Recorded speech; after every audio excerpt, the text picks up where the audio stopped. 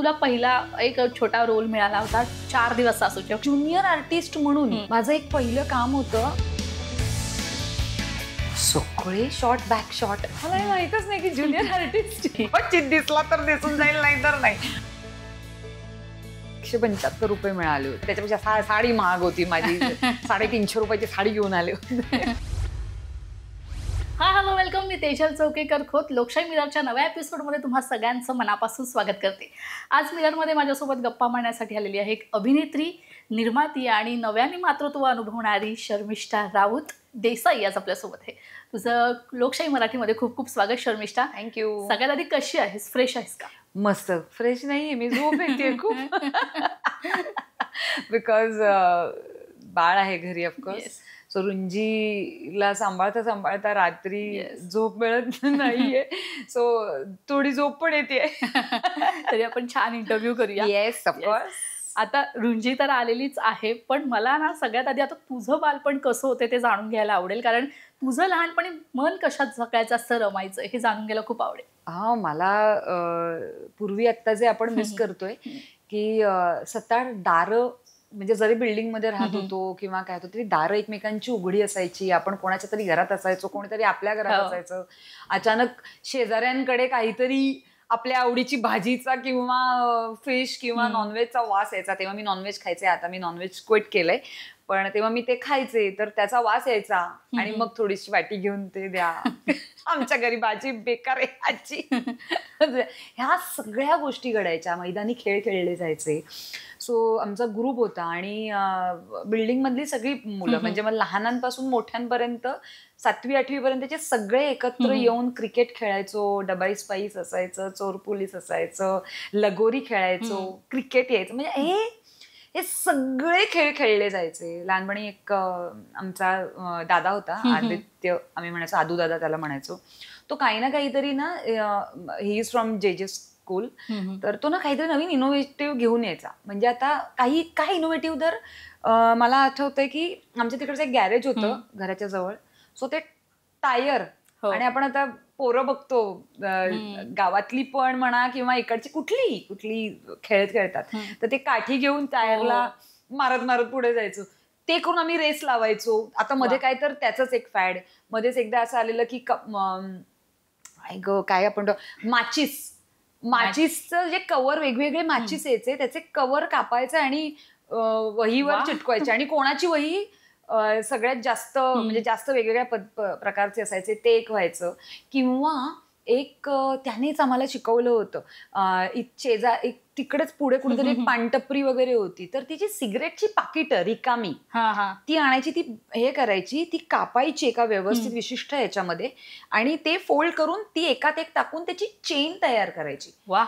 आणि मला तर आठवत नाही ती चेन कशी तयार केली होती, पण असं खूप मोठी असं. मग सगळे मिळून आपापल्या चेन आणून मग आम्ही त्या जोडल्या होत्या आणि त्या एक लांबच्या, म्हणजे त्या ह्याच्यात काय मजा होती माहिती नाही. खोडकर वृत्ती होतीच, आजही आहे. दुपारी मी आणि माझा भाऊ होता शैलेश म्हणून, आम्ही दोघंही दुपारी 3 वाजता वगैरे बिल्डिंगमध्ये बेल वाजवायची लोकांची. बापरे.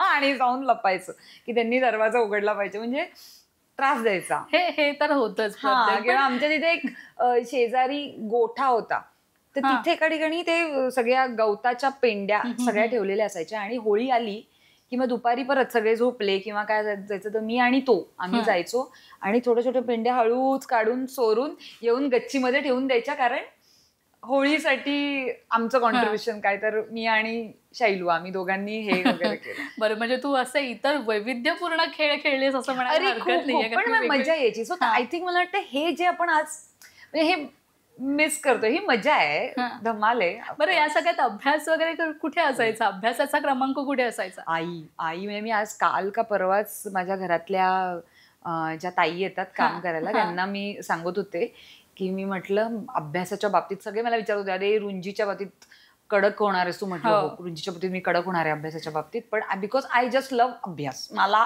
स्वतःला खूप अभ्यास आवडतो, मला करायला मज्जा येते. म्हणजे मला साधं गोष्टीचं पुस्तक दिलंस तर फार ही शरमेची गोष्ट आहे, पण मी ते मला 4-5व्या ओळीलाच झोप येते. पण तू अभ्यासाची पुस्तकं दे, तर मी ती खूप वाचू शकते. मी पॉइंटर्स काढून व्यवस्थित अभ्यास करू शकते. मी अभ्यास करायचे, पण आईचा मारही तेवढाच खाल्लाय. म्हणजे प्लॅस्टिकच्या बाहुल्या वगैरे होत्या त्यावेळेला लहानपणी, किंवा एक पट्टी होती जी माझे आजोबा सुतारकी आणि लोहारकी करायचे, तर तिची पट्टी घरी बनवली होती. आणि लहानपणी मी पेटीकोट वगैरे घालून फिरतोय घरात वगैरे, आणि मांडी घातली तर मांडी अशी थोडीशी उघडी असायची. त्याच्यात मला आणि माझ्या बहिणीला हे की हे येत कसं नाही, झोपेत विचारलं तर या प्रश्नाचं उत्तर आलं पाहिजे. तर ते किंवा प्लास्टिकची बाहुली आहे हातामध्ये किंवा शेजारी आहे, ते पाय तोडून आम्ही लांब बसायचो की आई या कोपऱ्यात तर मी त्या कोपऱ्यात, आई तिथून फेकून मारायची. बापरे, हे आलं कसं नाही आणि येत कसं नाही हे गोष्ट. आणि त्यावेळेला तोंडी हिशोब नावाचा प्रकार असायचा. म्हणजे समजा एक सफरचंद 2 रुपयाला, तर 1 डझन सफरचंदांची किंमत किती, आणि 5 मिनिटात उत्तर कॅल्क्युलेट करून लिहायचं. असा एक वेगळा पेपर होता, असा एक वेगळा विषय होता, तोंडी हिशोब असे. तर हे असे सगळे यायचे. आता ते सोपं जातं करायला, पण तेव्हा फार असं वाटायचं बापरे काय डेंजर विषय. बरं, अभ्यासात तू खूप हुशार होतीस असं तुझं म्हणणं आहे, म्हणजे तू असा बोलते ऍव्हरेज गुड म्हणजे डिस्टिंक्शन मध्ये असायचे. म्हणजे अगदी पहिल्या 2 नंबरात बिंबरात वगैरे नसायचे, पण 80, 82, 85% खूपच झाले ना. 80-82% पण खूपच झाले. मग हे असताना अभिनय क्षेत्राकडे कशी वळलीस? म्हणजे अभिनय क्षेत्रच निवडायचा म्हणजे आपल्याला माहिती आहे, आपण एका पॉइंटला जेव्हा येतो की आता आपल्याला क्षेत्र निवडायचं, ह्याच्यात करिअर काढायचं आहे, आणि ते करिअर निवडणं, अचूक करिअर निवडणं खूप महत्वाचं आहे, कारण की त्यावर आपलं पूर्ण आयुष्य असतं. तर तो निर्णय कसा घेतलास? कारण आणि घरच्यांचा किती सपोर्ट होता की अभिनय क्षेत्रात काम करायचं? मुळात म्हणजे हे मी बऱ्याच इंटरव्ह्यूज मध्ये बोलले पण आहे की मला अभिनय क्षेत्रात यायचं नव्हतं, पण अभिनय हे माझं पॅशन, माझी हॉबी हे होतं. पण तेव्हा ना असं कधीच नसायचं पूर्वी की अरे तुमच्या हॉबीलाच तुम्ही जर कन्वर्ट केलं तुमच्या व्यवसायात तर त्याचा जास्त फायदा होऊ शकतो तुम्हाला, की तुम्ही आनंदाने काम करू शकता आणि तुम्ही त्यात डेव्हलपमेंट करू शकता आणि असा सगळा प्रकार. पण तेव्हा काय होतं की त्यावेळेला फक्त असे लिमिटेड गोष्टी ठरल्या होत्या. MBA तर नुकतंच आलं होतं माझ्या वेळेला. म्हणजे मी 2005ला ग्रॅज्युएशन पास आउट आहे, 2000ला मी 10th पास आउट आहे. तेव्हा ना इंजिनिअरिंग, डॉक्टर, मेडिकल, मी तेव्हा म्हणाले होते आईला, मला अजूनही आठवतंय की मला एअर होस्टेस व्हायचंय. काय डोक्यात आलं होतं मला माहिती नाही, पण मला आजही विमानाचा प्रवास खूप आवडतो. मला खूप आवडतो. म्हणजे लोकच म्हणतात की अरे लोक काय तेजस पण म्हणतो, तेजस तर बरेच बाहेर फिरतीचे काम आहे त्यामुळे तोही कंटाळतो. तो काय आवडतोय शमा तुला? मी म्हटलं अरे मला भयानक आवडतो विमानाचा प्रवास. तो तेव्हा असं झालेलं की हे काय करिअर आहे का? म्हणजे ठरलेले असे साच्यात बसलेले करिअर होते, त्यामुळे ते असं डोक्यात होतं. हा पण हॉबी होती, त्यामुळे मी आईने मला नालंदा इन्स्टिट्यूटला ठाण्यात असताना भरतनाट्यमच्या क्लासला टाकलं होतं. त्यामुळे मी डान्स शिकलेले होते. माझं पूर्ण नाही झालंय भरतनाट्यम, पण मी एक 4 ते 5 परीक्षा माझ्या झालेल्या आहेत. तर डान्स येत होता, त्यामुळे एक्सप्रेशन्स ऑफकोर्स चेहऱ्यावर येत होते. आणि 7वीत असताना मला माझ्या अष्टपुत्रीबाई एक आहेत आणि चोपडेबाई म्हणून आहेत, तर त्यांनी मला येऊन विचारलं की तू असे 2-4 मुलींना आणि मुलांना उठवलं आणि ते म्हणाले की चला, पिरियड चालू असताना, शाळेचा पिरियड चालू असताना आले आणि म्हणाले की त्या खाली जाऊया. आणि आम्हाला म्हणलो की काय, आम्हाला फक्त ह्याच्यातच मजा होती की येस पिरियड बंक करायला मिळतो. सो आम्ही खाली गेलो आणि मला काय करायचंय बाई? तर ते म्हणाले नाही नाटक. म्हटलं बापरे, हे तर कधी काही केलं नाहीये, काय कसं करूया? त्यांचं असं झालं की हे बघ तू एक्सप्रेशन छान देतेयस चेहऱ्यावर, तर तुला येईल, ट्राय करायला काही हरकत नाहीये. मग तेव्हा मला अजूनही आठवते की लोकसंख्या नावाचं नाटक होतं आणि पथनाट्य होतं. शालिमार चौकात त्याची म्हणजे कॉम्पिटिशन होती नाशिकमध्ये. आणि मी नुकतीच नाशिकला शिफ्ट झाले होते.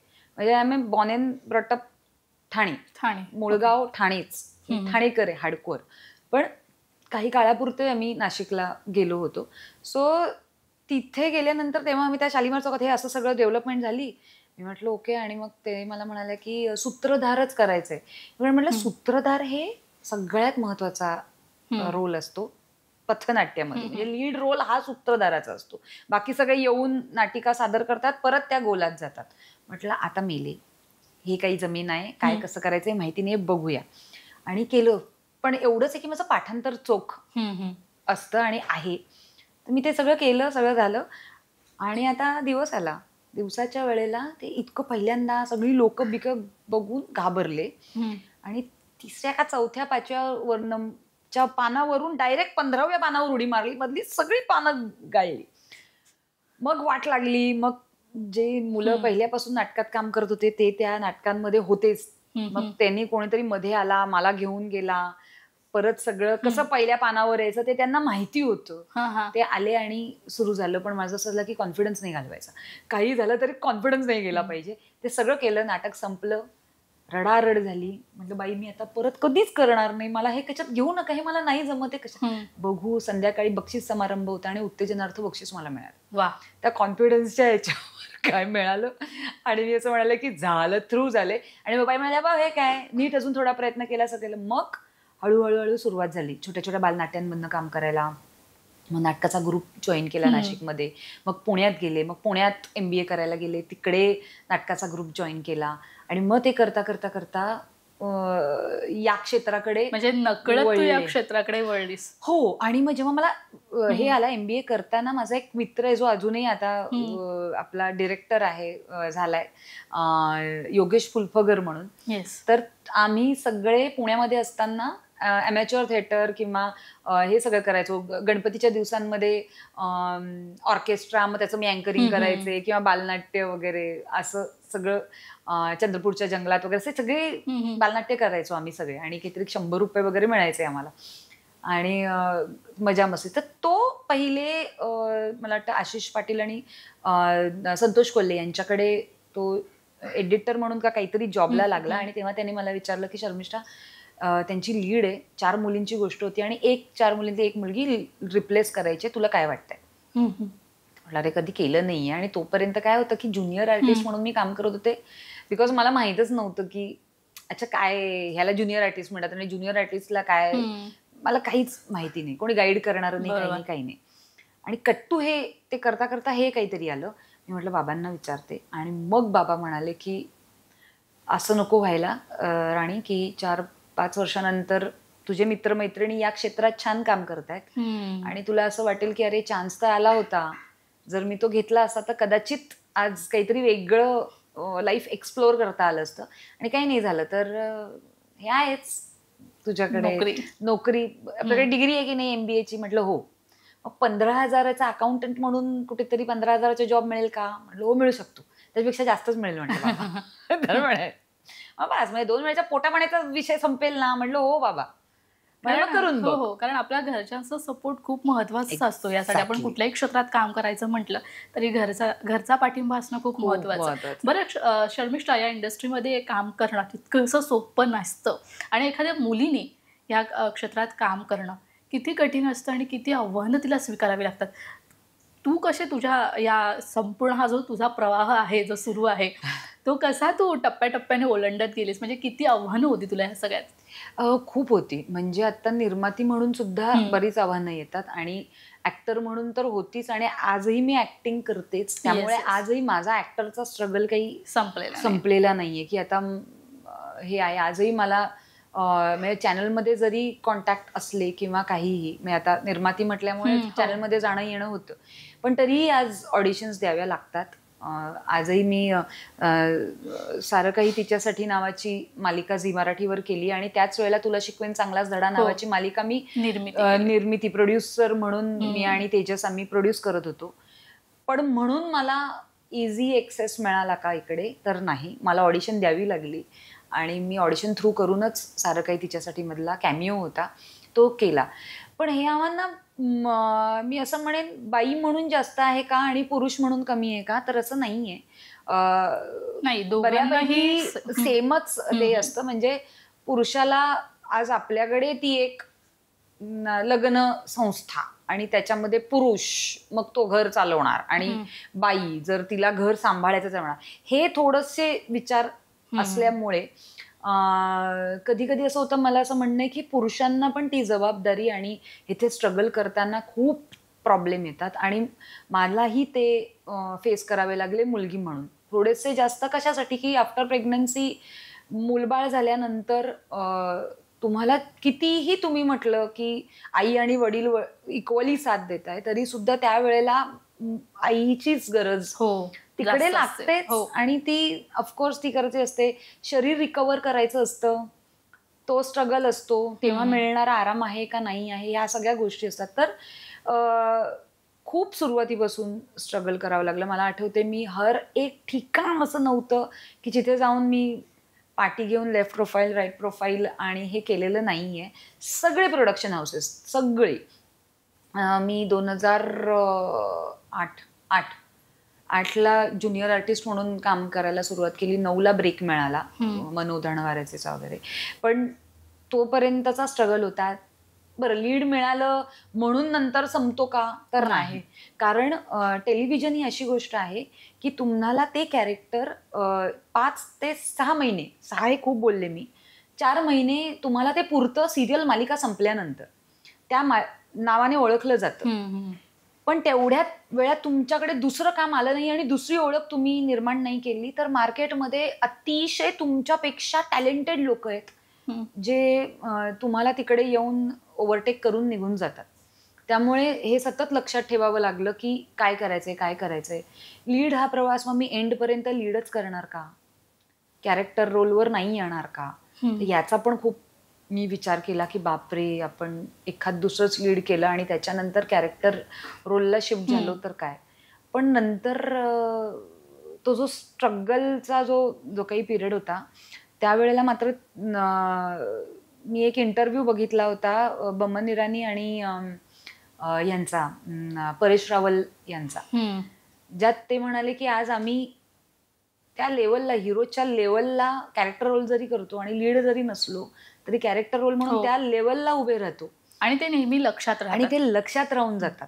त्यामुळे ते एक डोक्यामध्ये भिनत होतं की 4 ओळी आहे का 4 महिन्यांचा रोल आहे, याच्यापेक्षा जे मिळतंय ते कसं तुम्ही वाजवता आणि ते कॅरेक्टर कसं लोकांच्या लक्षात राहतं. एकदाच तुम्हाला चान्स मिळणार आहे, एकच ओव्हर खेळायचा.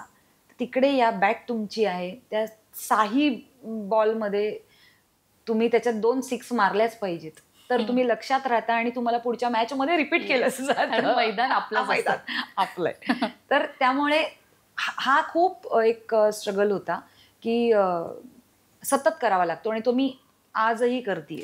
शर्मिष्ठा, स्ट्रगल कोणाला नसतो, सगळ्यांनाच असतो. आजही आपण ते स्ट्रगलमध्ये जात असतो. पण तुला माहिती आहे का, जे आपलं फर्स्ट काम असतं, पहिलं काम असतं, ते नेहमीच स्पेशल असतं, ज्यासाठी आपण 4 तास ऑन टी व्हीवर दिसू किंवा 4 मिनटं दिसू. आता जसं तू म्हणालीस, तसं तुला पहिला एक छोटा रोल मिळाला होता, 4 दिवस असू. खरं तर ती मालिका आजपर्यंत त्याचा रेकॉर्ड कोणी तोडला नाही. इतकी वर्ष ती मालिका चालू होती. मागे कविता ताई येऊन गेल्या, तेव्हा त्या म्हणाल्या की जर आता सोशल मीडिया असतं तर मालिकेला खूप ट्रोल केलं असतं, खूप ट्रोलिंग झालं असं. अशी ती मालिका होती. त्यानंतर कट्टू घे भरारी, मग नंतर मन उधाण वाऱ्याचे तू लीड भूमिका केल्यास. ह्या जशा जशा आपण टप्प्याटप्प्याने पुढे जातो, जसं म्हणालीस की किती रोल मिळू देत पण तो लक्षात राहणं महत्वाचं असतं. तर ह्या सिरियल्सच्या काय आठवणी आहेत तुला सांगशील? तो माहोल कसा होता तेव्हाचा? खूप मजा होती. म्हणजे त्यावेळेला म्हणजे इतकं छोट्या छोट्या गोष्टी, म्हणजे मला आठवते की एक तर ज्युनियर आर्टिस्ट म्हणून माझं एक पहिलं काम होतं, मी सांगते, अभिलाषा नावाची मालिका होती. तर ती होती आणि एक उरूस नावाची फिल्म होती. हे 2 याच्यामध्ये होते आणि उरूसची तर फार मजा आलेली. उरूस नावाची फिल्म होती आणि त्याच्यामध्ये दीपा परब, शशांक शेंडे, त्याच्यानंतर स्मिता शेवाळे आणि अजून एक कोणतरी होतं. तर हे उपेंद्र लिमई, हे 4घांवरती ती फिल्म होती वगैरे. आणि मला असं सांगण्यात आलेलं की अरे खूप गाणं आहे तुझ्यावर शूट होणार आहे आणि या गाण्यामध्ये, आणि एक लहान मुलगी आहे त्यांच्यात, त्या एका कपलला, उपेंद्र लिमये सरांना एक मुलगी आहे, आणि गावामध्ये लग्न मोडतं. ते जे तुझं लग्न आहे ते लग्न मोडतं आणि टर्न होतं, ट्विस्ट होतो की उपेंद्र लिमये त्यांना कळतं की अरे मुलगी म्हणजे केवढी बदनामी आणि वगैरे. आणि उरूस म्हणजे जत्रा. सो उरूस असतो गावात आणि ह्याच्या नंतर ते त्या लहान मुलीला सोडून येतात जत्रेमध्ये. आणि अशी ती फिल्मचं काहीतरी स्टोरी होती जेवढी मला आत्ता आठवते तेवढी. तर हे असं सगळं होतं. मी म्हटलं अरे वा आपल्यावर आहे गाणं आहे वगैरे. आणि दीपाली विचारे कोरिओग्राफर म्हणले येस आता आपण गाणं पण करणार वगैरे. आणि मी गोरेगाव फिल्म सिटीमध्ये गेले आणि सगळी तयारी वगैरे झाली. मग मी काय घालू वगैरे. तर मला सांगितलेलं घरूनच कपडे घेऊन यायचे. म्हटलं ओके. मग मी गेले, शॉपिंग केलं एका साडीसाठीचं, ते घेऊन गेले वगैरे, कानातले बिनातले सगळे घेऊन गेले, बसले.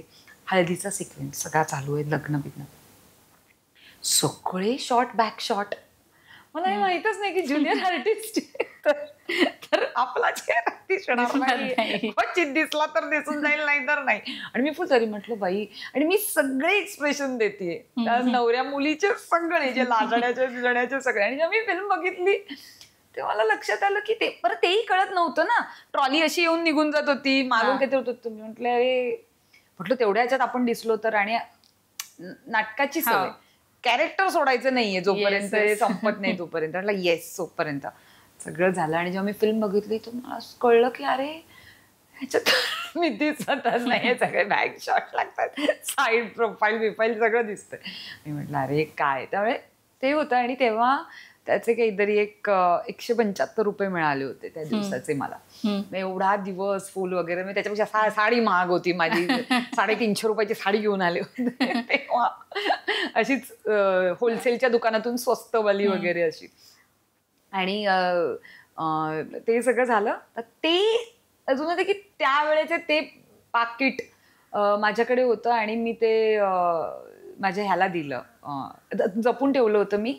पण ललित प्रभाकर, ज्याला मी भावड्या म्हणते, आणि त्याचं मी हे बघितलं, आनंदी गोपाळ फिल्म बघितली. आणि माझ्यासाठी ती आउटस्टँडिंग होती, म्हणजे माझं मत होतं ते. आणि मी म्हटलं भावड्या यार तू अनेक गोष्टी करशील आणि चित्रपट करशील, तू खूप मोठा होशील वगैरे, पण माझ्यासाठी हे एंड आहे, हे भारी आहे.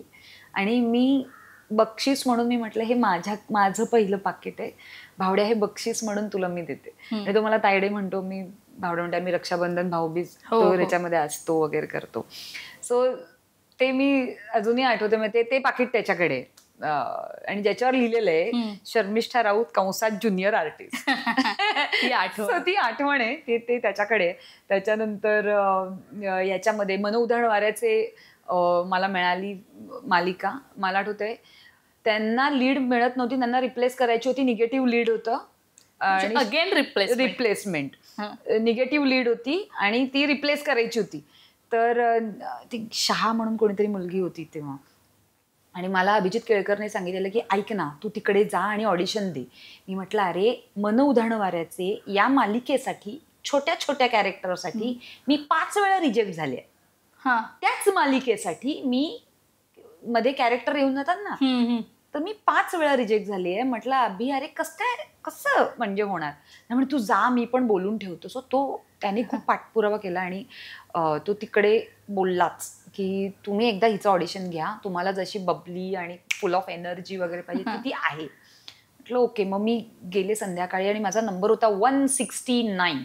बापरे, एवढ्या मुली ऑडिशनला काय 4-5 दिवस जे काय चालले असतील त्याच्यामध्ये येऊन गेल्या होत्या आणि मी लास्ट होते आणि रिप्लेसमेंटसाठी. आणि मी 169 आणि शेवटचा माझा होता आणि मी थ्रू झाले, गेले वगैरे. आणि मला एक माझा घेतला लुक आणि दुसऱ्या लुकला परत पाठवलं की नाही दुसरा लुक पण करून. संध्याकाळी 7-7:30ची वेळ होती आणि ते मला मग लगेच हेअर ड्रेसर्स सगळ्या ज्या होत्या त्या वगैरे सगळ्या मला लागल्या, नाही तुला दुसरा लुक पण दिलाय ना म्हणजे तू कदाचित डन आहे. म्हटलं कसलं डन होणार आहे, आधी 5 ठिकाणी छोट्या रोलसाठी रिजेक्ट झाली तर लीड काय मिळणार ह्याच सिरियलसाठी.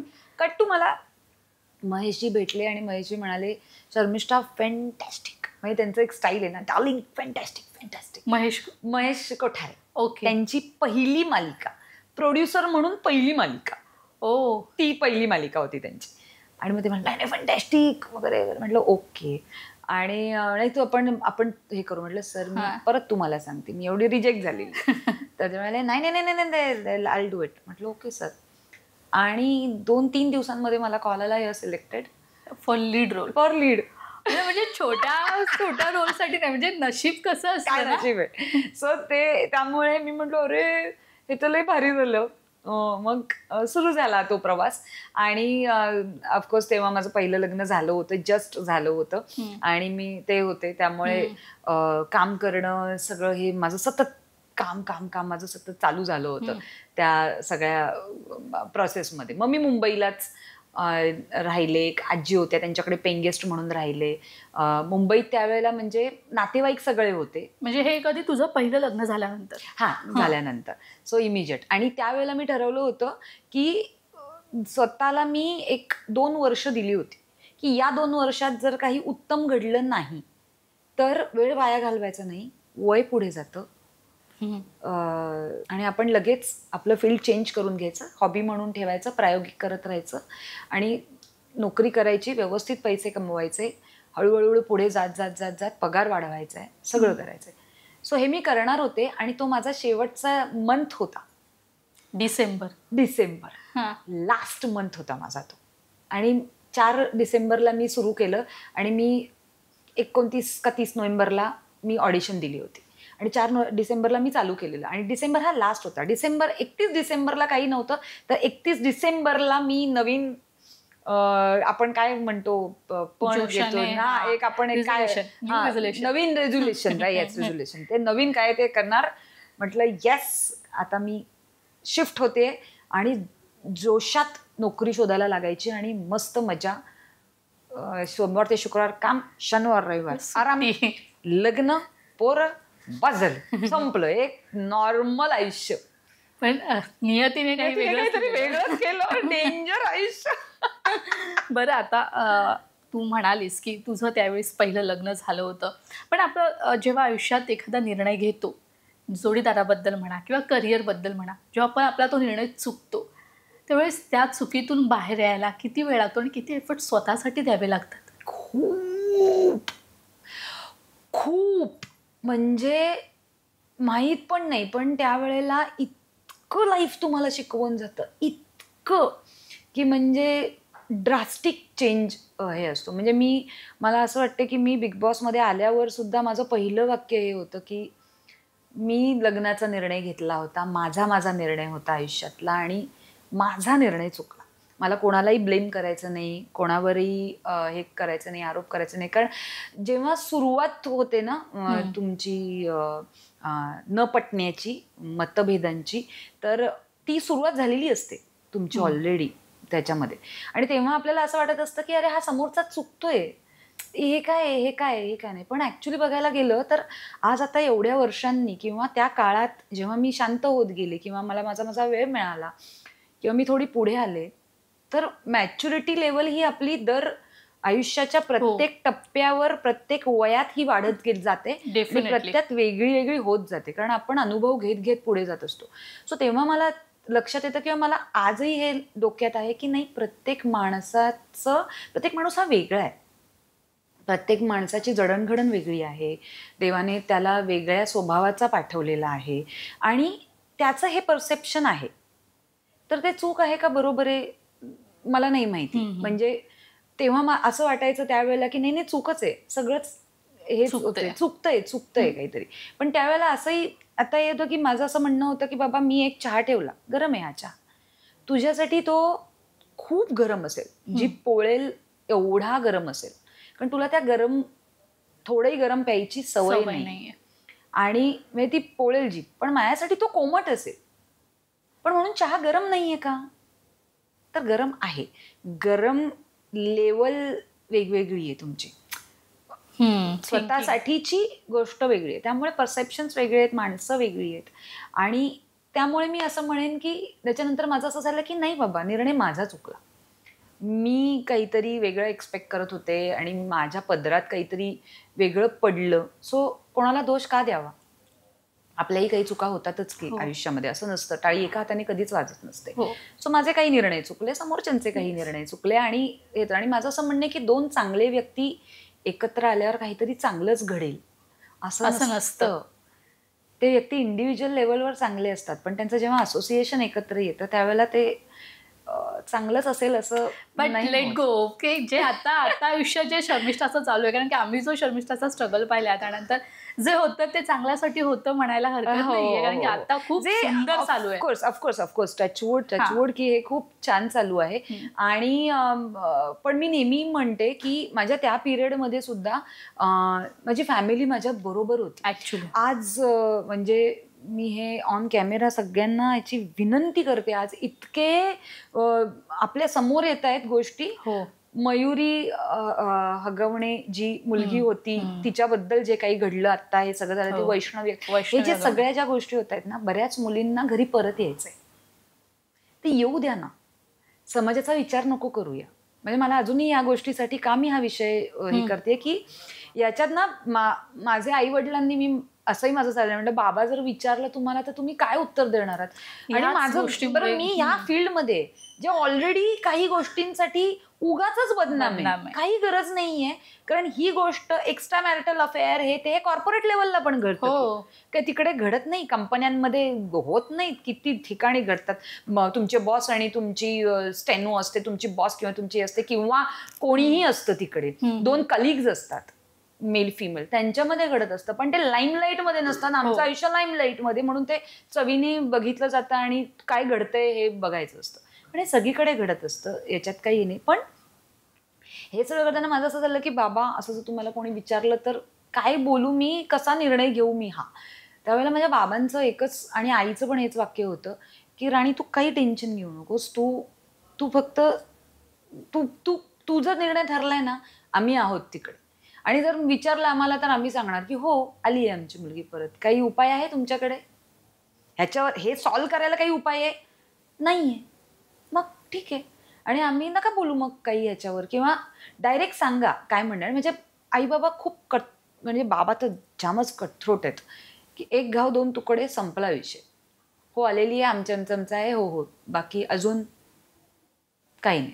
मग ते गप्प बसायचे. काही लोक जे आजूबाजूचे होते त्यांनी बरेच काही गोष्टी विचारल्या किंवा काय, पण माझं हे म्हणणं आहे की ह्याच्यात तुमची फॅमिली, माझी बहिणी, म्हणजे माझी सख्खी बहीण, तिचा नवरा निरंजन, माझ्याकडचे माझे आत्याचे मिस्टर, माझे आत्ते बहीण भाऊ, मावस चुलत, सगळे सगळे सगळे, आणि माझी फ्रेंड सर्कल हे खूप स्ट्रॉंगली माझ्याबरोबर उभे होते. म्हणजे ललित असू देत, मधुगंधा कुलकर्णी असू देत, हे सगळे, म्हणजे सुकन्याताई इन दॅट केस, सीमा देशमुख, सुप्रिया पाठारे, हर्षदा खानकर, सगळे सगळे, ज्ञानेश जोटिंग असू देत, आशिष बेंडे असू देत, हे तन्मयी, खूप लोक आहेत. म्हणजे मी नावं पण घेऊ शकत नाही, म्हणजे त्यांची नावं राहतील किंवा काय वगैरे, पण अनगिनत लोक आहेत की जे बरोबरीने उभे होते.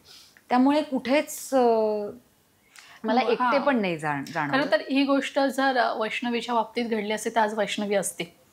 खरं हा, समाजाचा विचार करायला नाही पाहिजे. 3 इडियट्स मध्ये, फिल्ममध्ये खूप चांगली गोष्ट फरहानच्या तोंडून सांगितली गेली आहे की ते शेजारचे कपूर अंकल का कोणतरी ते म्हणतो, तो लास्टला जेव्हा सीनला येतो आणि म्हणतो, उन्होंने मुझे कंधे पे बिठाकर नहीं घुमाया था, उन्होंने मेरे घर में एसी नहीं लगवाया था, तो दुनिया क्या बोल रही है मुझे वो नहीं फरक पडता, मेरे माँ बाप क्या बोल रहे हैं उससे मुझे फरक ऍक्च्युली. सो आई वडील आपण आन्सरेबल, म्हणजे मी आजही म्हणते की मी बाकी आयुष्यात जगात माझ्या स्वामींना आन्सरेबल आहे, त्याच्यानंतर मी माझ्या आई वडिलांना आणि माझ्या नवऱ्याला आन्सरेबल आहे, व्यतिरिक्त मी जगात कोणालाच आन्सरेबल. कारण तू जो चुकीचा निर्णय घेतलास तो तू सुधारलास, आणि तुझं आता आयुष्य जे लोक पाहतायत सगळं मागचं विसरून जायचं. आणि मी तो तेच म्हणते ना की प्रॉब्लेम काय येतो की आपल्याकडे घटस्फोट म्हटल्यानंतर सासूने सुनेला जाळलंच पाहिजे, किंवा घरात मारहाणच झाली पाहिजे, किंवा काही वगैरे, एवढेच गोष्टी येतात. पण अरे, मतभेद पण असू शकतात ना. म्हणजे आपण जे म्हणतो की नाही, तात्विक मतभेद, तू हे म्हणते मी हे म्हणते, हे नाही पटत आहे, तर आपण घटस्फोट घेऊया. नातं जेव्हा संपतंय, माझं नेहमी म्हणते, तर जेव्हा नात्याचं प्रेत झालेलं आहे, त्याच्यात काही जीव उरलेला नाहीये, तर ते प्रेत जितके दिवस तुम्ही ठेवाल तर त्याला वासच येणार. कितीही उदबत्त्या लावा किंवा कितीही कापूर ओळा किंवा कितीही अत्तरदाण्यातून गुलाब पाणी छिडका त्याच्यावर, काही फरक पडणार नाही. तर त्याला लवकरात लवकर अग्नी द्या खरंच. आणि 10वा करा आणि 13व्याचा चांद जेवायला बाहेर पडा आणि आयुष्याला एक चांगली संधी द्या, असं Exactly. म्हणायला आणि हे हरकत मला बिग बॉसच्या मध्ये घडलं. Actually. बाई ती मेघा आऊ रेशमताई असे सई हे अशी डोक्याशी खाऊ खाऊ करत बसायचे. वेळ मिळाला त्यावेळेला. तुम्हाला दिसलंही नसेल कारण 24 हो, तासाचं हो. दिसत नाही, नाही, पण सतत असायचे. क्षमा, सेकंड चान्स दे, क्षमा ऐक. म्हटलं नको यार, ते लग्न बिग्न नकोय यार, वैताग आलाय मला, नाही कारण मला एकटंच सोलो नाही ऐक. आणि तो काय फॅमिली डेचा एक आमच्याकडे तो दिवस घडला, ते मी बघितलं, फेलिशाला बघितलं, मी पुष्क्याला म्हणाले पण त्यावेळेला म्हणलं पुष्क्या कदाचित मी खूप मिस करते यार, मी खूप. आणि मी हिला दिलं सांगितलं कोण आपली रेशमताईला शेवटच्या दिवसांमध्ये अगदी संपत आलेला शो, तेव्हा मी म्हटलेलं की रेशमताई मी देतेय दुसरा चान्स. वा, हा तुझा दुसरा चान्स तू तुझ्या आयुष्याला दिलायस, त्यामुळे तुझं आयुष्य भरभराटीलाच गेलं असं म्हणायला हरकत नाहीये. शर्मिष्ठा, आपण ह्या प्रिव्हियस लाईफबद्दल बोललो आणि खरंच वेगवेगळ्या गोष्टी घडत असतात आपल्या आयुष्यात. मन उधाण वाऱ्याचे, जुळून येती रेशीम गाठी, या सगळ्या मालिकांमध्ये आम्हाला तू पाहायला मिळालीसच. मात्र त्यानंतर ना बिग बॉस यायच्या आधी थोडं कुठेतरी तुझा वावर आम्हाला इंडस्ट्रीमधला कमी दिसला आणि बिग बॉसमध्ये आल्यानंतर तू जो टर्निंग पॉईंट तुझ्यासाठी ठरला, म्हणजे तुझी जी जबरदस्त बॅटिंग सुरू आहे, म्हणजे अभिनेत्रीच म्हणू नकोस तर निर्मिती क्षेत्रात देखील तू उतरली आहेस. खरं तू बिग बॉसमध्ये घेतलेला निर्णय की सेकंड चान्स द्यायचा, त्यानंतर खरं तर ही सगळ्या गोष्टी घडल्या. अभिनेत्री, निर्मिती आता तू जी करतेस, मालिकांची निर्मिती केलीस, नाचगो घुमा सिनेमाची निर्मिती केलीस, किती चॅलेंजिंग आहे सगळ्या गोष्टी? अरे खूप खूप खूप चॅलेंजिंग आहे. मला आठवते, मला माझं मन उधळण वाऱ्याचे करताना हे डिसाईड झालं होतं. मी एक वर्षभर मालिका केली आणि वर्षभरामध्ये माझ्या लक्षात आलं की फक्त याच्यावर भागणार नाहीये आपलं, आपल्याला काहीतरी या क्षेत्रामध्ये किंवा कुठल्याही दुसऱ्या क्षेत्रामध्ये काहीतरी अजून एक गोष्ट करावी लागणार आहे करिअरसाठी, पैसे कमवण्यासाठी, उपजीविकेसाठी, की काहीतरी तर करावं लागणार आहे. कारण हे नुसतं अभिनयावर नाही होत. खूप नशीब तुमचं तगडं लागतं की तुम्हाला बॅक टू बॅक काम मिळणं, ते हिट होणं, तुमचं नाव होणं आणि तुमच्या नावाला त्या मानधनाची पाहिजे त्या मानधनाची जोड मिळणं, हे खूप म्हणजे नशीब पण लागतं. कारण आज इतके स्ट्रगल करणारे आणि खूप टॅलेंटेड लोक आहेत, पण एक चान्स, तो चान्स मिळत नाहीत म्हणून ते बिचारे अडकलेत कुठेतरी. एवढंच जे काय ते.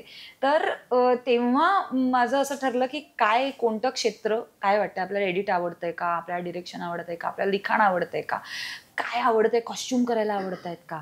तर म्हणजे असं लक्षात आलं की नाही, मला मॅनेजमेंट करायला खूप आवडते. आणि मला खूप आवडत होतं. म्हणजे घरामध्ये काही लग्न कार्य असलं, वाढदिवस असले, काही असलं तरी I am very very much fond of it, की अरे मी हे करते. टाइम मॅनेजमेंट, ओके इकडे ह्यांच्याशी बोला, ओके ते बोला, हे सगळं करून ते सगळं जुळवून आणायचं आणि ते त्या दिवशीचं ते सेरेमनी करून द्यायची. हे माझ्या डोक्यात आलं होतं. आणि मग त्याच्यानंतर मी छोटे छोटे इव्हेंट प्रोड्यूस करायला लागले, जे आउट ऑफ इंडिया मी घेऊन जायचे.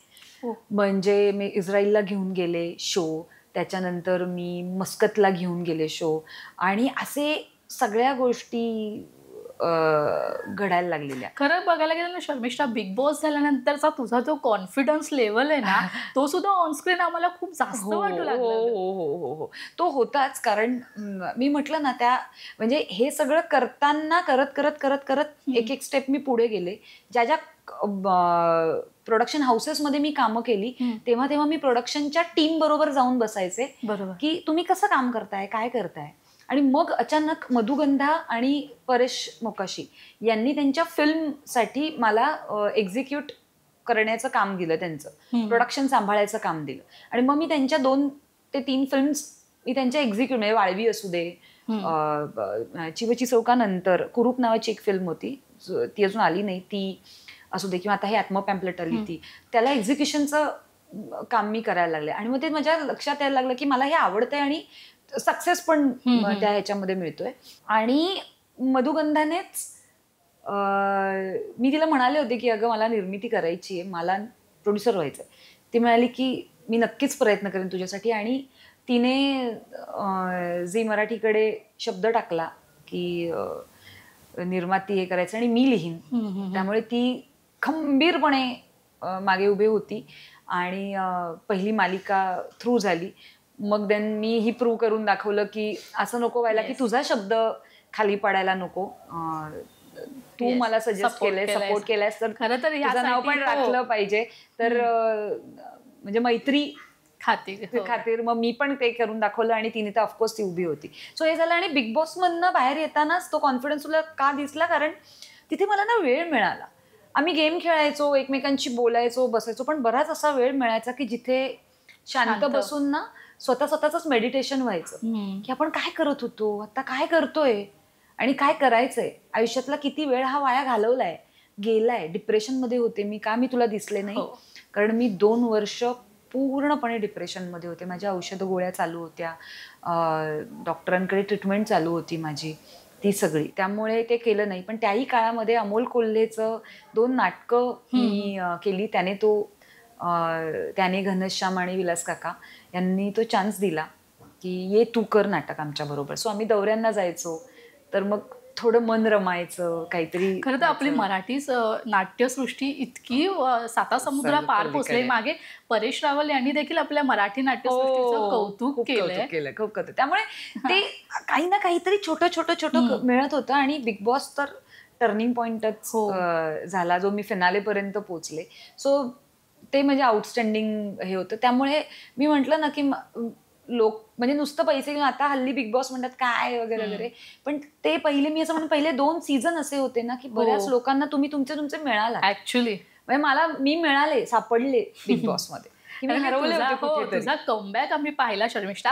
पण खरं तर ना असं म्हणायला हरकत नाही. म्हणजे आपण असं म्हणतो की प्रत्येक पुरुषाच्या मागे ना एक स्त्री आल्यानंतर, ती लक्ष्मी आल्यानंतर तिची भरभराटी होते. पण तुझ्या आयुष्यात थोडं उलट झालं असं म्हणायला हरकत नाहीये की तेजसच्या येण्यानं तुझ्या आयुष्यात जी काही भरभराटी आली आहे, जे काही सुख तू अनुभवते, जो तो स्ट्रगल पिरियड तो सगळ्या मागे टाकून जो तो खूप छान कार्य करतेस इथे. म्हणजे तू अभिनेत्री म्हणूनच नाही तर सामाजिक काम देखील करत असतेस.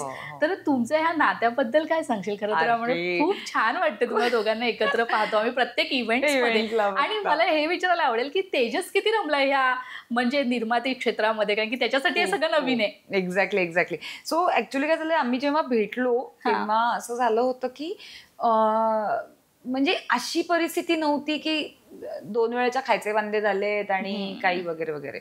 बऱ्याचदा असं होतं की निर्माती म्हटल्यानंतर पैसे असे जोडले. म्हणजे मी ही खूप लोकांना असं वाटतं की अरे तेजस आला आणि मी निर्माती झाले का, की तेजस काही पैसा भरपूर घेऊन आलाय का तो गडगंज श्रीमंत आहे का मी गडगंज करून श्रीमंत आहे का. तर नाही, मला हे खूप या इंटरव्ह्यू मधनं सांगावंसं वाटेल की तेजस सुद्धा खूप म्हणजे जसं मी मिडल क्लास मधनं माझी फॅमिली आहे बिलॉंग करते, तेजसही मिडल क्लास फॅमिली मधनच बिलॉंग करतो. तेजसचं पण आयुष्य खूप खडतर गेलेलं आहे. म्हणजे मी तरी एक छान एक मस्त बालपण आणि माझं मी आनंदाने सेलिब्रेट करत माझ्या आईवडिलांच्या काय आपण म्हणू की एका सेफ्टी झोन मध्ये आपण जे एक मूल वाढायला पाहिजे तसं मी वाढले. तेजस तसाही नाही वाढलाय. तेजसच्या आयुष्यामध्ये 8वी 9वीच्या याच्या काळामध्ये खूप स्ट्रगल होतं. तेजस कुरिअर सेवेमध्ये काम करत होता. ज्या वेळेला मुलं बाहेर खेळायची त्यावेळेला तो तिथे काम करायचा, किंवा ब्युटी प्रॉडक्ट्स घेऊन जे बाहेर दारोदारी फिरतात आणि सेल्स करतात, तर सेल्समन म्हणून तो काम करायचा. पेपर टाकणे, दूध टाकणे, हे सगळी कामं करत स्ट्रगल करत शिक्षण घेतलं. आणि मग तो हळूहळू त्याच्या आयुष्यात आलेले त्याची मित्रमंडळी, नातेवाईक, त्यांनी केलेला सपोर्ट आणि त्याची जिद्द, आणि असा हा त्याचा प्रवास करत तो एक उत्तम नोकरी, जिथे एक छान पगार, पॅकेज गुड पॅकेज, आणि अशा ह्याच्यामध्ये तो हे करत होता. पण जेव्हा आम्ही दोघं भेटलो त्यावेळेला आमचं असं झालं की तो म्हणाला मला बिझनेस करायचा आहे आयुष्यात.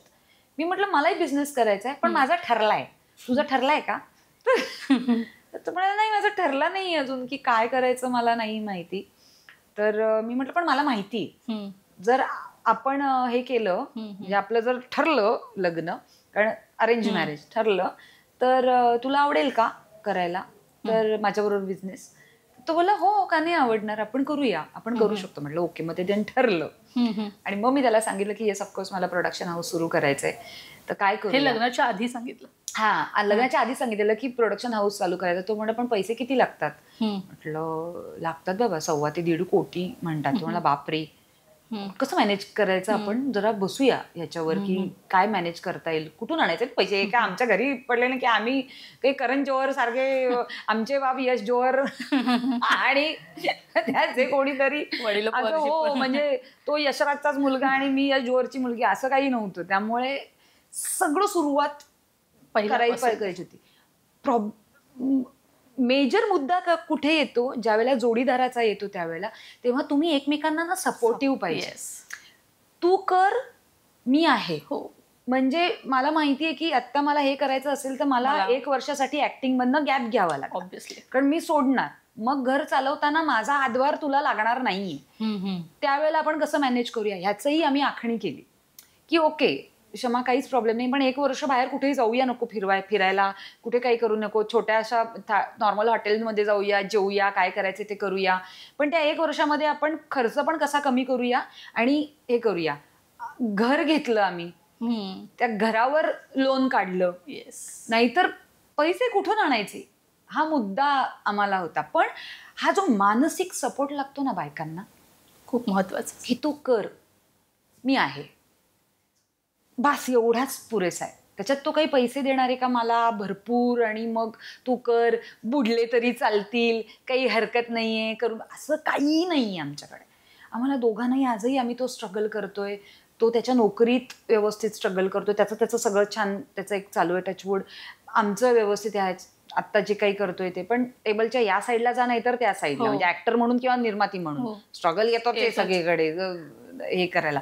पण हे सगळं झालं त्यामुळे दोघांनी एकमेकींना साथ दिली. म्हणजे आमचं असं झालेलं की तेरे मेरे सपने अब एक ही रंग है असं म्हणत आम्ही एकमेकांच्या हातात हात घालून पुढे चालायला लागलो. कुठेतरी त्याला माहिती नव्हतं की काय, पण तेजसना बोलगेवढा आहे, त्यामुळे तेजसला गप्पा मारायला फार आवडतात. बोलगेवढा मस्त शब्द आहे. तेजसला गप्पा मारायला फार आवडतात. तेजसला खूप माणसं गोळा करायला आवडतात. म्हणजे आम्ही म्हणतो ना, तेजस, आमच्या दोघांमध्ये तेजस पार्टी अॅनिमल. वा, म्हणजे अरे तू काही पण गण, तू आज पाणीपुरीची पार्टी कर चालेल, आज काय तुला बाहेर जाऊन पार्ट्या करायच्या आहेत, ओके, आज काय पब मध्ये. आम्ही इव्हेंट्स मध्ये वगैरे पाहतो ना, म्हणजे तुझ्यापेक्षा जास्त ऍक्टिव्ह असतो, म्हणजे ह्याची आधीपासूनच ओळख आहे की असं वाटतं. अगदी अगदी. आणि त्याची एकदा ओळख झाली ना, मग तू लाईफ लॉंग त्याची मैत्रीण झाली. पाहिलं, आम्ही अनुभवलंय इव्हेंट्स. त्यामुळे तो, आणि ना त्याचं असं होतं की तो हे, त्यामुळे मी जेव्हा काम करताना, म्हणजे त्याचं जेव्हा स्थळ आलं आणि मला हे कळलं, तेव्हा मला असं झालं की हा, मी ज्या स्वभावाची आहे, माझ्यात एनर्जी आहे, मला पाहिजे हे, चला करूया मज्जा मस्ती.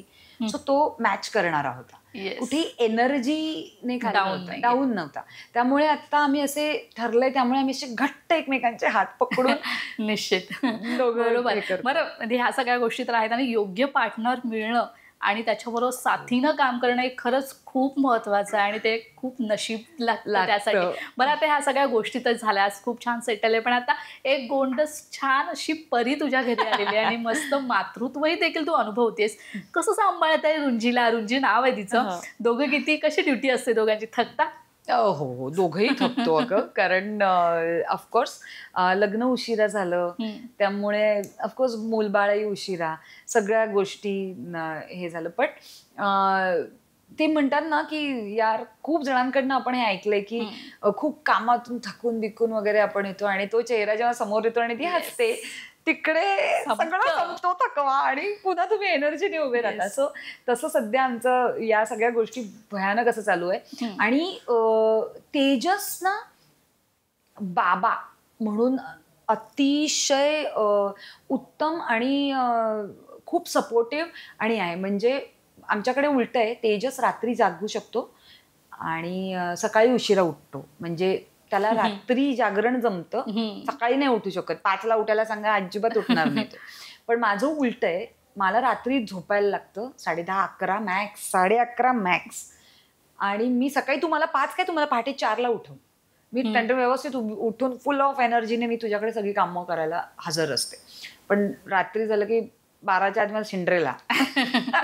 मग आता आमचा तो प्रॉब्लेम होतो. मग कधी कधी काय होतं की ऑफकोर्स आता आम्हाला हेल्पिंग हँड पाहिजेच आहे हे सगळं काम करत असताना. तर रुंजीला सांभाळायला आमच्या बरोबरीने आम्ही एक ताई ठेवलेलीच आहे घरी. पण शेवटी काय होतं कधी कधी त्या पण थकतात, त्यांना पण रजा द्यावी लागते. तर तेव्हा मग ठरलेलं असतं तेजस 2:30-2:45 पर्यंत पूर्ण जागून रुंजीचं सगळं करतो. तो डायपर बदलणे, दुधाच्या बाटल्या धुवून ठेवणे, त्या स्टरलाइज करणे, दूध बनवणे, तिला दूध पाजणे, ते पाजल्यावर डेकर काढणे, तिला एका अशा विशिष्ट पोझिशनमध्ये धरूनच झोपावी लागते. त्या पोझिशनमध्ये झोपवणे, हे सगळं तो 3-3:15 पर्यंत करतो. मग 3:15ला मला उठवतो की आता तू उठ आणि तुझी डे शिफ्ट. मग माझी डे शिफ्ट चालू जातो.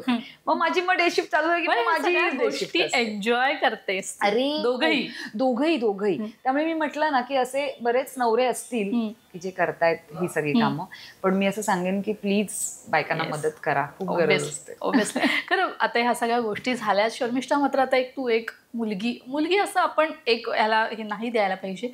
पण सिनेसृष्टी किती सिक्युअर आहे आत्ताही. कारण की आता नव्याने येऊ घातलेले जे कलाकार आहेत त्यांचा एक वेगळाच ऑरा असतो. Social media and all followers. आणि काय सांगशील आता नव्याने येऊ घातलेल्या या कलाकारांसाठी आणि तो किती सिक्युअर आहे सिनेसृष्टी? हे फील्ड सिक्युअर नाही. माझं असं म्हणणं आहे इथे सिक्युरिटी मी जसं म्हणते, कारण स्ट्रगल भरपूर आहे. एक काम संपल्यानंतर दुसरं काम लगेचच तयार असेल याची गॅरंटी नसते. त्यामुळे कमाईची गॅरंटी नाही. आज तुम्ही 2 वर्ष सुपर डुपर कमवता, पण पुढचे 2 वर्ष तुमच्याकडे काम नसेल तर आयुष्यातली 2 वर्ष वाया जातात. 2 वर्ष वाया म्हणजे बाप रे, माझ्यासाठी खूप मोठा स्पॅन येतो की तेवढं वाया गेलं त्या ह्याच्यासाठी. सो मी नक्कीच म्हणेन की हे सिक्युअर नाही आहे. याच्या बरोबरीने तुम्ही नवीन येणाऱ्या मुलांनी काहीतरी दुसरा एक उद्योग चालू ठेवला पाहिजे. साईड बाय साईड तुमचा पाहिजेच. नाहीतर असे बरेच आहेत की आम्ही वाट बघतोय, आता 30शी आली, 32शी आली, 35शी आली तरी नाही मी लीडच करणार, असं नसतं. जसं आपल्या एक स्टेज असतात. आपण कुमारिका असतो, मग जरा थोड्या वयात येतो, मग आपल्या आयुष्यात एक प्रेमाचा एक राजकुमार येणार म्हणून तो एक गुलाबी दिवस असतात. लग्न होतं, मग आपण बायको होतो, कोणाची तरी नंतर आई होतो. आपल्यात जर बदल घडतायत वयानुसार, तर वयानुसार कॅरेक्टरमध्ये नाही का बदल घडतात. आज मी हिरोईन म्हणून कुठेतरी होते, मग नंतर मुलाची बहीण म्हणून काम करायला लागले, त्याच्यानंतर कोणाची तरी वहिनी म्हणून काम करेन. पण हळूहळू मी कोणत्या तरी एका 20 किंवा 21च्या मुलीची आईचा पण रोल करेन ना. असं कसं मी आजन्म हिरोईनच राहीन? आज कितीही मेंटेन केलं तरी शेवटी निसर्ग आहे, तो तुमच्या चेहऱ्यावर तुमचं वय दाखवतोच. आणि मला असं वाटतं की तेही आपण एन्जॉय केलं पाहिजे. म्हणजे मी माझ्या खास अगदी 2 मैत्रिणींबरोबर आमचं असं ठरलं होतं की पहिला पांढरा केस खूप एन्जॉय करायचा आणि तो काडीपेटीमध्ये जपून ठेवायचा. बापरे, तो जपून ठेवला. आम्ही पार्टी केली होती त्या दिवशी. पांढरा केस है काय, ह्याच्यात काय काही येडेपण आहे हा खरं तर. पण माझं असं म्हणणं आहे की वय एन्जॉय करूया ना. 40 आले, आई गो 40 काय, कसे तुम्ही कायमचे 20त राहणारे. पण ते 40ची पण मजा आहे की नाही. काही थॉट खरं तर मस्त आहे शर्मिष्ठा, की पहिला केस जपून ठेवूया ना, एन्जॉय करूया. पहिल्यांदा जेव्हा तुम्ही पूर्ण हेअर कलरिंग करायला जाता, पण पहिल्यांदा अख्खे केस पांढरे खूप होत आहेत यार, चला हेअर कलर करूया पहिल्यांदा. अरे मजा आहे ना ती पण आयुष्यातली, का नाही घ्यायची? मी ठरवलं मी घ्यायची, ही प्रत्येकाने घेतली पाहिजे. हा मला खूप संदेश आहे त्याचा की घ्या. किंवा त्यामुळे एक काम त्याच्याबरोबर दुसरं काम करणं गरजेचं. Social media, of course social media हा खूप महत्त्वाचा आहे, जो मला सुरुवातीला वाटत नव्हता महत्त्वाचा. की मला असं वाटत नव्हतं की यार मी ब्लॉग्स टाकावे का, ते ब्लॉगिंग काय, ते काही लफडी आहेत ती करायची का नाही करायची, स्वतःबद्दल एवढं टाकायचं. पण त्याच्यात ती काळाची गरज आहे, त्याला काय कोण करणार. मला नाही आवडत ते सगळं करायला राहतो ना. पण आता त्याची ना गरज पण कळायला लागली आहे, त्याचं महत्व पटायला लागले. हा, त्याचा कोणत्याही गोष्टीचा तुम्ही अतिरेक केला तर तो वाईटच आहे. कशाचाही तुम्ही करा. एक्स्ट्रीम डाएट केलं वाईट आहे, एक्स्ट्रीम जीवाला जपायला लागलात तर ते वाईट आहे. काहीतरी प्रॉब्लेम येणारच आहे. तर त्याचा तेवढाच आयुष्यामध्ये वापर ठेवा जेवढा तुम्हाला गरजेचा आहे त्याच्यासाठी. पण मात्र एक गोष्ट आहे, शिका. जे मी आज खूप मिस करतेय, कारण माझं तेव्हा ठरलेलं नव्हतं की मला या क्षेत्रात यायचंय. तर मला जर हे ठरलं असतं ना तर मग मी कोणत्या तरी फिल्म इन्स्टिट्यूटला किंवा कोणत्या तरी म्हणजे शिबिर करत करत मी शिकले असते, मी गेले असते. कारण या जर क्षेत्रात तुम्ही सीएची देता की नाही एंट्रन्स, तुम्ही मेडिकलला एंट्रन्स देता, इंजिनिअरिंगला देता, त्याचा अभ्यास करता आणि येता, मग इथे वन नाईट स्टार होणार का? बरं झालात, चला नशिबाने तुम्ही झालात, पण मग लंबी रेस का घोडा व्हायचंय ना.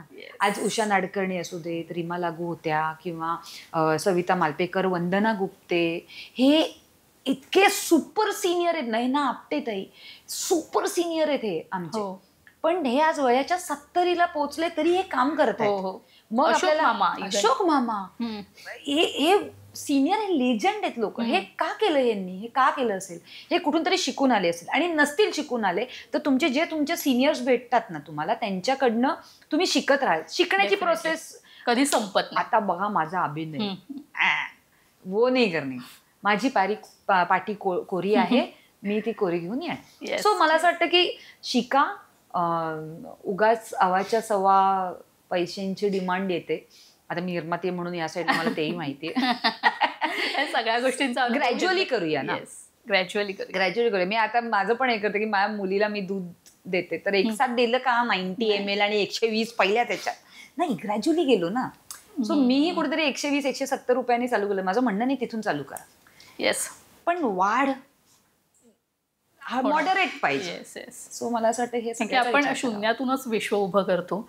बरं शर्मिष्ठा, एक शेवटचा प्रश्न आहे, आपण थोडक्यात उत्तर देशील, आपण इंटरव्ह्यूचा समारोप करूया. आता आयुष्यात सगळं म्हणजे बकेट लिस्ट तुझी पूर्ण होती असं म्हणायला हरकत नाही, एक टीक होतीये, तर काय आता कुठली गोष्ट महत्वाची आता जी तुला करायचीच आहे? हो, मला करायचे. मला स्वतःचं एक छोटंसं फूड जॉईंट काढायचंय. आणि कारण मी खूप फूडी आणि मी जर हे नसते, ऍक्टर नसते, तर मी नक्कीच शेफ असते. वा.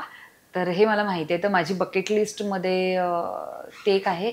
आणि माझ्या बकेट लिस्टमध्ये दुसरी गोष्ट हे पण आहे की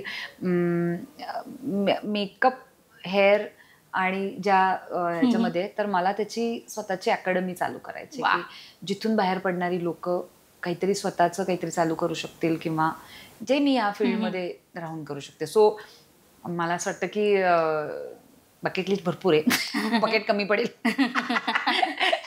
पण येस मला हे करायचं. खरं तर तुझी बकेट लिस्ट नक्कीच पूर्ण होईल, कारण आता छान एक अभिनेत्री म्हणून आम्हाला दिसलीस, निर्माती म्हणून दिसलीस आणि एक मस्त छान आई म्हणून आता तू सगळ्यांसमोर वावरतेस. तुझा हा सगळा संपूर्ण प्रवास खूप छान चालू आणि तुझ्या सगळ्या येणाऱ्या नवीन प्रोजेक्टसाठी तुला लोकशाही मराठीकडून खूप खूप शुभेच्छा. तू इथे आलीस वेळात वेळ काढून, त्यासाठी खूप खूप धन्यवाद. Thank you so much. तर लोकशाही मिरर या विशेष कार्यक्रमात वेळ झाली इथेच थांबण्याची. पुन्हा भेटूया नवीन कलाकारांसहित. तोपर्यंत तुम्ही कुठे जाऊ नका, पाहत रहा लोकशाही मराठी.